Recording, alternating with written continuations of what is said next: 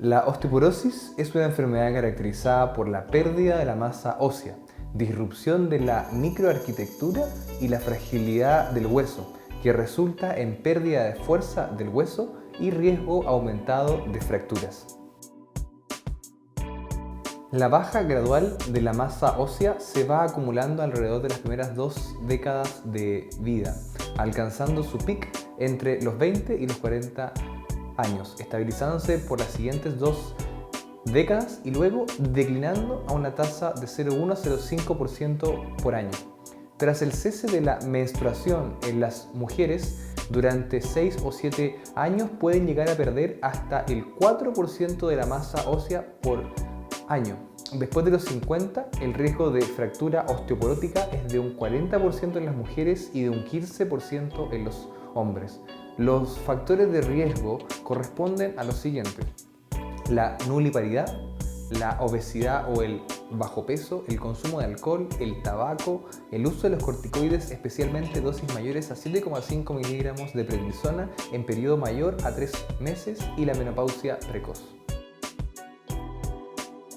La mayoría de las mujeres postmenopáusicas tienen pérdida mineral ósea asociada a la deficiencia estrogénica y o a su edad.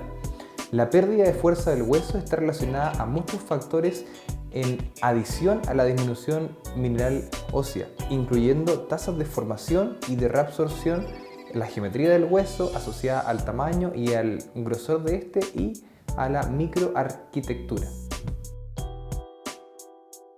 En la osteoporosis distinguimos para su clasificación 2 tipos: una osteoporosis primaria, que es la senil en hombres y mujeres en edad avanzada, o la postmenopáusica relacionada al hipoestrogenismo.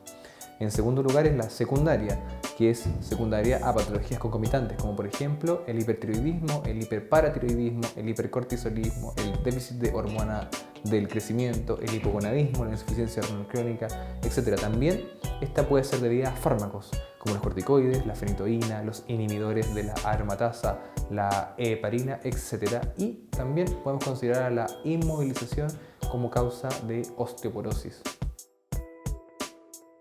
La osteoporosis no tiene una manifestación clínica hasta que los pacientes sufren fracturas. En este caso, las fracturas incluirían dolor, deformidad, impotencia funcional, pérdida de fuerza de la estructura ósea, etc. Las fracturas vertebrales son las más comunes en estos pacientes y la mayoría son asintomáticas. Luego son afectadas las caderas, el radio distal, conocido como la fractura de Colles, etc. El diagnóstico clínico de la osteoporosis puede ser hecho en presencia de fracturas por fragilidad, como las que ya hemos comentado previamente. Además, se necesita un examen específico que es la densitometría ósea. Este examen arroja valores como por ejemplo el T-score, que corresponde al valor de la densidad mineral ósea comparada con el valor promedio de sujetos sanos entre 20 y 30 años. Este está validado solamente para mujeres postmenopáusicas y en otros casos debe utilizarse el valor del Z-score. Este último es una comparación de la densidad mineral ósea del paciente con personas de su mismo rango de edad. El T-score menor o igual a menos 2,5 es consistente con el diagnóstico de osteoporosis. Si este va entre menos 1 y menos 2,5 se considera osteopenia. Un Z-score menor a menos 2 es considerado bajo para lo esperado a su rango y por lo tanto deben ir a buscarse alternativas etiológicas coexistentes, por ejemplo, el uso de glucocorticoides o el alcoholismo. Se sugiere para aquellas mujeres con osteoporosis y o fracturas por fragilidad ósea que se realicen los siguientes exámenes de laboratorio: un perfil bioquímico que incluye el calcio sérico, albúmina, fósforo, proteínas totales, creatinina, enzimas hepáticas incluyendo fosfatasas alcalinas y electrolitos plasmáticos. Además, deberían realizarse una 25-hidroxivitamina D y un hemograma. Otros cuadros asociados a pérdida mineral ósea y o fracturas por fragilidad del hueso pueden ser la osteomalacia, el mieloma múltiple, la enfermedad de Payet, el hiperparatiroidismo y, muy importante, debe considerarse la violencia intrafamiliar con abuso físico. Para el tratamiento de la osteoporosis debemos considerar tanto las medidas no farmacológicas como las farmacológicas. En las primeras debemos indicarle a nuestro paciente modificaciones en su estilo de vida. Eso consiste en la suspensión del tabaco, la restricción del consumo de alcohol y el aumento de la actividad física, ya que se ha visto que esto permite atenuar la pérdida de masa ósea. Al considerar la parte farmacológica, inicialmente partimos con terapia basada en calcio y vitamina D, ya que el requerimiento del calcio en adultos mayores de 50 años corresponde en promedio de entre 1000 a 1500 miligramos por día, y en el caso de la vitamina D es de 800 a 1000 unidades internacionales diarias.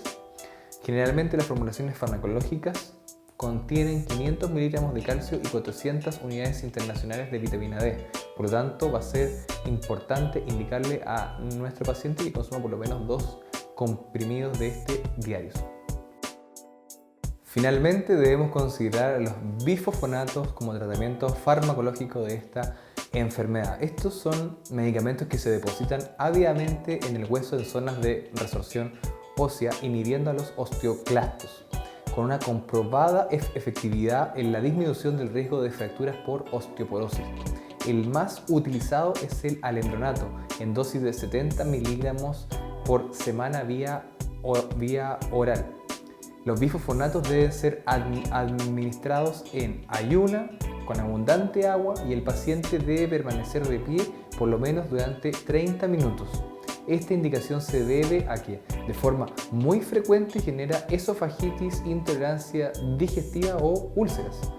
La terapia de reemplazo hormonal también podría generar algún tipo de beneficio a nivel óseo, pero no es la principal indicación de tratamiento. Para el seguimiento, se considera que si la densitometría ósea es normal, se debe realizar control en los próximos 3 años. Si existe osteoporosis, puede realizarse control con el mismo examen dentro del año siguiente.